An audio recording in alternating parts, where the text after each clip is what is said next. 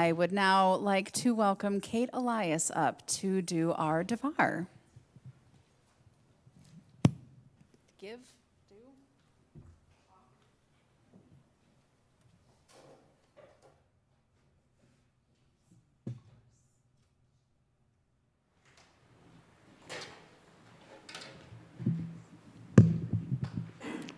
Shabbat Shalom.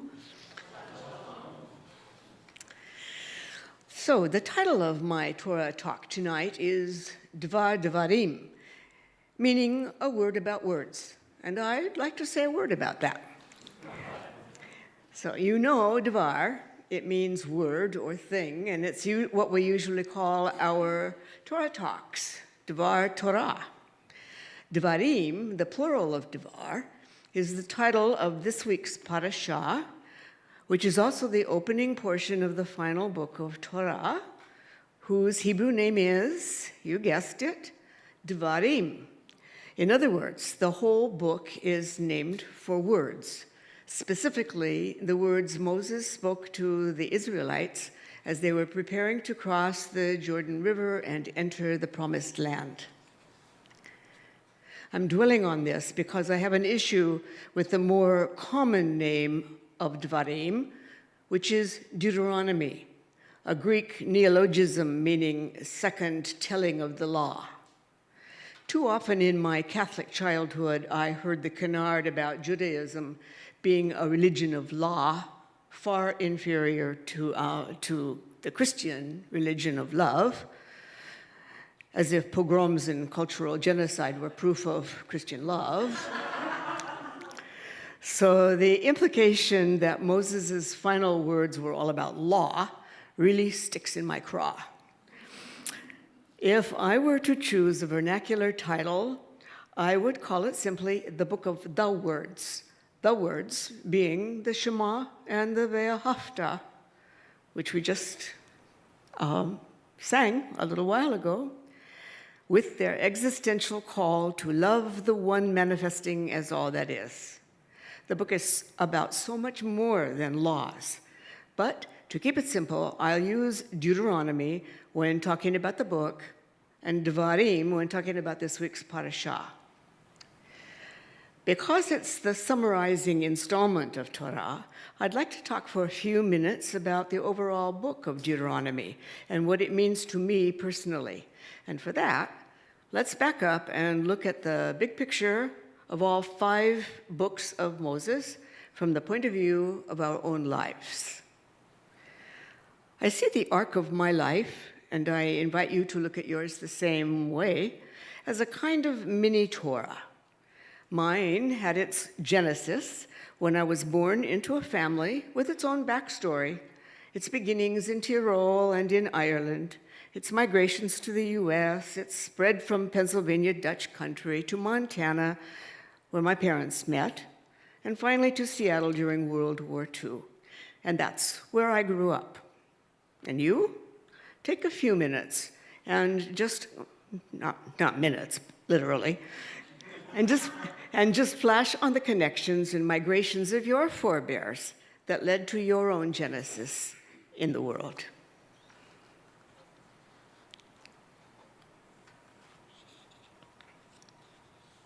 By age 2 or 3, my little ego had been formed, seemingly without my doing, and like a little slave driver, it has affected my spiritual and mental well-being ever since.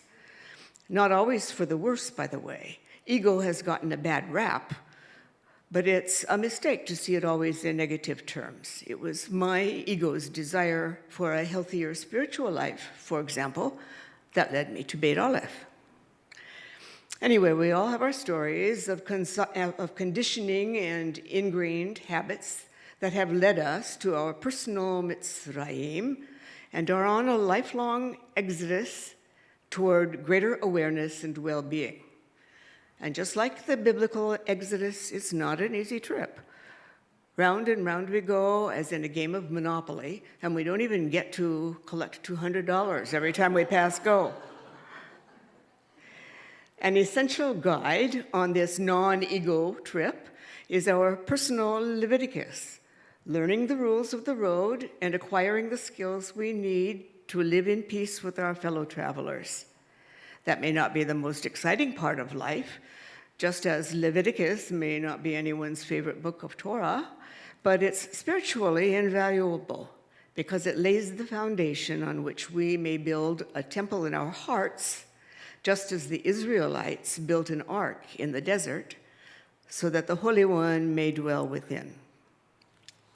Somewhere in the middle of our lives, say between 20 and 50 or so, there's a period that could very well be called Bamidbar, in the wilderness, which is the Hebrew title of the book of Numbers. Both titles are perfect for this period because we get so caught up in the dailiness of things that can be numbered, our degrees, our jobs, our relationships, our stuff, that we seem to be sleepwalking in a spiritual wilderness much of the time. I don't know about you, but I can see that my own middle years were sometimes as disjointed as the stories in the book of Numbers, and as amusing, disheartening, and sometimes uplifting as those stories can be. And now we come to Deuteronomy, the years of summing up, of consolidating and making sense of life's experiences. We're like old Deuteronomy in the musical Cats, who's lived many lives in succession, and the fading beauty Griselda, who yowls in the moonlight about the pathos and the pleasures of memory. We tell and retell our stories, maybe more than we realize, adding and changing details according to the state of our memory on any given day. It's all part of putting our lives in perspective and gradually preparing to cross over our personal Jordan River. That's where I am in my own storyline. I'm in my Deuteronomy years, and that's where Moses is at the beginning of this week's parashah. It starts with the phrase, Ele hadavarim asher diber Moshe al kol Yisrael. These are the words Moses spoke to all Israel. Somewhere along the way, I learned that this particular choice of words, using diber rather than the more usual vayomer, means listen up, pay attention. These are the words of our greatest prophet in the last months of his life, summing up our history and summoning us to continue on the path of Torah even after he's no longer here to oversee our halting progress. Moses undertook to expound his teachings, the story goes, but first he has to unload about how unpleasant it has been to lead this querulous, quarrelsome people through the wilderness. How could I bear unaided the trouble of you and the burden and the bickering, he says. You sulked in your tents and had no faith in God. And it's all because of you that it took so long to reach the promised land, and now I won't get to enter it with you. Note that he's not addressing the original tribes that followed him out of Israel. They're all dead at this point. Instead, he's addressing their children and saying, you, as if they bear the sins of their parents. And indeed, there are verses elsewhere in Torah about sins of the fathers being passed to succeeding generations. I suppose we can infer that we, the offspring some 90 generations removed, are also guilty as charged, as quarrelsome, stiff-necked, and lacking in faith as our ancestors were. And why not? The apple doesn't fall far from the tree, as the saying goes, especially in Eden. And human nature doesn't seem to have evolved nearly as radically as our knowledge and technology would suggest. We may not literally bear the guilt of our parents' sins, but we certainly inherit the traits, traditions, and tendencies that families and societies pass from one generation to the next.